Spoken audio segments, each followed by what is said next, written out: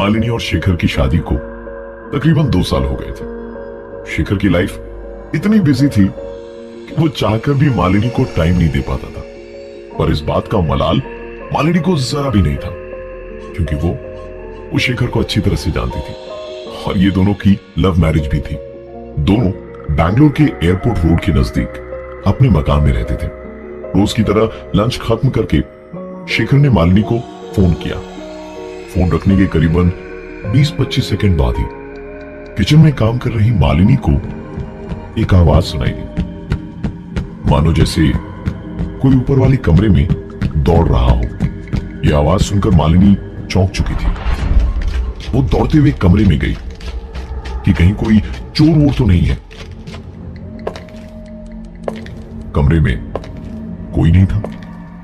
यह देखकर मालिनी की सांस में सांस आई और उसने कमरे की खिड़की बंद की और जैसे ही वो पलटी, उसने अपने कमरे में एक प्लास्टिक की गेंद देखी जो आज तक उसने अपने घर में कभी नहीं देखी थी। इस बात को ज्यादा तवज्जो ना देते हुए मालिनी ने हल्का फुल्का दोपहर में खाना खाया और उसके बाद दोपहर की नींद लेने के लिए चली गई। उसे सोए हुए कुछ ही वक्त हुआ था कि उसकी नींद एक आवाज से टूटी। यह आवाज टीवी रूम से आ रही थी। मालिनी को अच्छी तरह से याद था कि दोपहर का लंच करने के बाद उसने टीवी का स्विच ऑफ कर दिया था। दोपहर की आधी नींद से वो उठी और सीढ़ियों के रास्ते जब वो टीवी रूम की ओर जा रही थी तो यही सोचती जा रही थी कि टीवी ऑन हुआ तो कैसे, क्योंकि उसने तो टीवी बंद किया था। टीवी का वॉल्यूम देखा तो पूरा फुल था।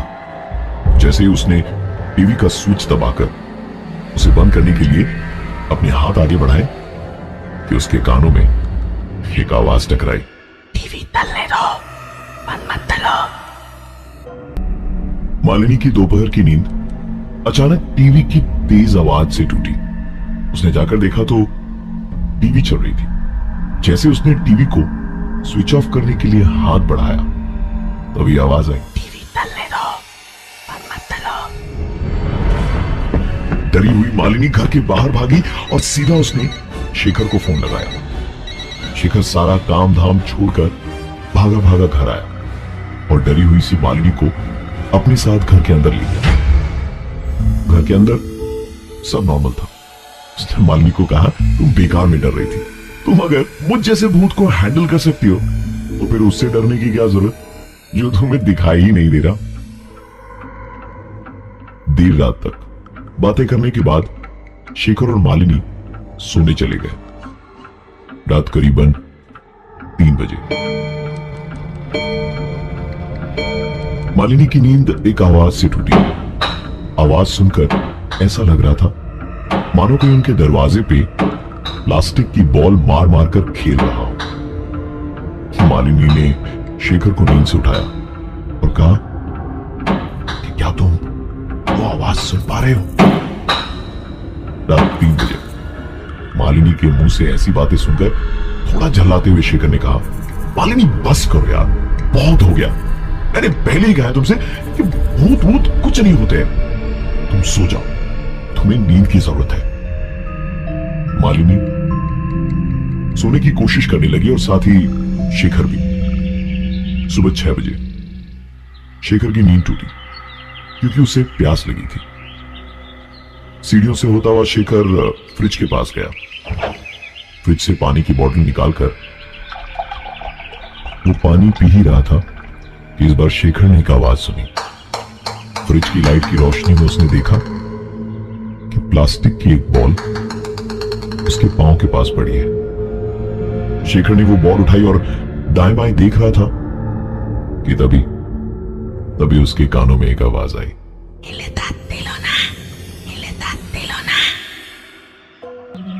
सुबह करीबन 6 बजे फ्रिज खोलकर शेखर पानी पी ही रहा था कि एक आवाज आई। शेखर के पांव के पास पड़ी थी एक प्लास्टिक की गेंद।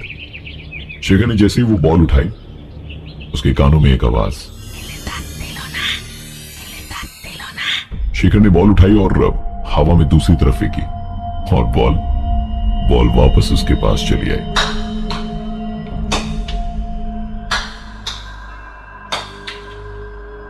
थोड़ी देर बाद मालिनी बेडरूम से बाहर आई और बोली, शेखर ये क्या कर रहे हो? हड़बड़ाता हुआ शेखर बोला, कुछ नहीं, तुम तैयार हो जाओ, डॉक्टर के पास चलना है ना चेकअप कराने के लिए। मालिनी तैयार होने चली गई और शेखर ने घड़ी की तरफ देखा तो घड़ी में इस वक्त 7 बजे थे। मतलब पिछले 1 घंटे से यही चल रहा था।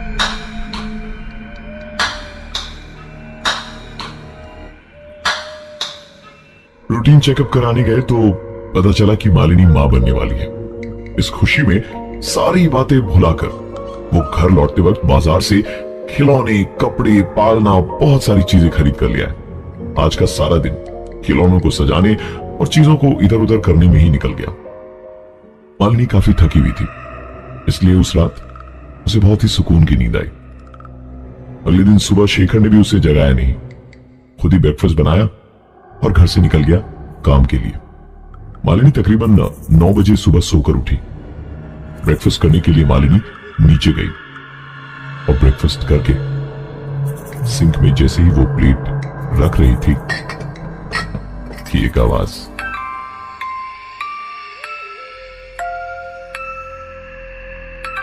मालिनी ने उस खिलौने को उठाया और उसकी चाबी बंद कर दी। खिलौने को किनारे रखकर मालिनी ने ऊपर वाले कमरे में जाने के लिए जैसे ही पहली सीढ़ी पर कदम रखा, ऊपर से एक बॉल गिरते हुए नीचे आया।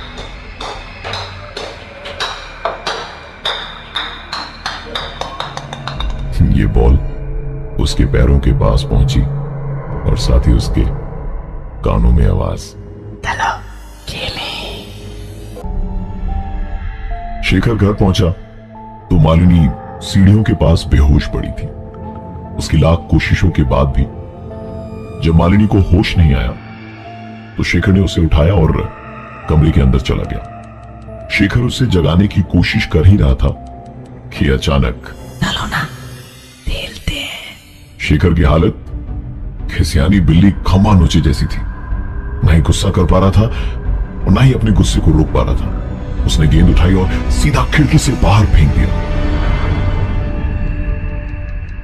गेंद बाहर फेंकते ही मालिनी को धीरे धीरे होश आने लगा था। होश में आ चुकी मालिनी के लिए पानी लेने शेखर नीचे गया। पानी लेकर शेखर ऊपर जा ही रहा था कि पलटकर जोर से चीखा, नहीं खेल सकता, नहीं खेल सकता, नहीं खेल सकता, नहीं खेल सकता मैं तुम्हारे साथ। बचपन से कहते कहते परेशान हो गया, क्यों मेरा पीछा नहीं छोड़ते? मुझे छोड़ दो। सुबह शाम रात कभी तो मुझे अकेला छोड़ो, कभी तो मुझे अकेला छोड़ो। चीख पुकार सुनकर मालिनी दौड़ी दौड़ी बाहर आई और शेखर से उसके चिल्लाने का कारण पूछते हुए सीढ़ियों से उतर ही रही थी कि न जाने कैसे कैसे उसके कदम फिसले और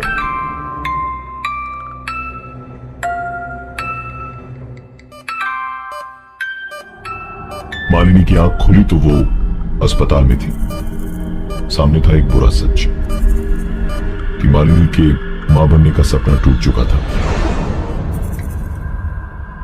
मालिनी को अपने सारे सवालों के जवाब मिल गए थे कि क्यों और किस पर शेखर उस दिन चिल्लाकर कह रहा था, नहीं खेल सकता, नहीं खेल सकता, नहीं खेल सकता मैं तुम्हारे साथ। बचपन से कहते कहते परेशान हो गया, क्यों मेरा पीछा नहीं छोड़ते?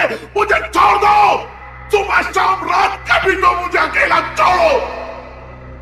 दरअसल शेखर का एक छोटा भाई भी था जिसकी मौत तब हुई जब वो सिर्फ 3 साल का था। प्लास्टिक की गेंद से खेलते खेलते उसके पैर छत पे फिसले और वो सीधा नीचे जा गिरा। शेखर को उसका ये भाई बहुत दिनों तक दिखाई दिया। शेखर ने इसका जिक्र अपने घर वालों से, अपने दोस्तों से किया तो लोग उसे इसका पागलपन या वहम कहते, और कई बार तो डॉक्टर्स भी दिखाया, लेकिन शेखर की इस परेशानी का हल उसे नहीं मिला। आगे चलकर शेखर इन सब चीजों का आदी हो गया और क्योंकि शेखर के उस छोटे भाई ने कभी भी शेखर को नुकसान नहीं पहुंचाया था, इसलिए उसने इसका जिक्र लोगों के सामने करना बंद कर दिया। ये बात शेखर ने मालिनी को भी बता रखी थी और शेखर का वो छोटा भाई इस तरह से वापस आएगा उनकी जिंदगी में, ये उन्हें नहीं मालूम था तब जब मालिनी की कोख में एक नई जिंदगी थी। आज इस बात को करीबन 2 साल हो चुके हैं। मालिनी और शेखर की एक बेटी भी है, लेकिन आज भी मालिनी अस्पताल से डिस्चार्ज होने के बाद उस पुराने घर में बिताए गए आखिरी 1 हफ्ते को भुला नहीं पाई है। उस घर में बिताए आखिरी 1 हफ्ते की सिर्फ एक ही बात मालिनी को आज तक याद है, और वो थी भाभी, ओ भाभी, इस घर में सबसे छोटा मैं हूँ, मुझसे छोटा कोई नहीं आएगा। मैं हूं प्रवीण। आप मेरे साथ खेलो ना।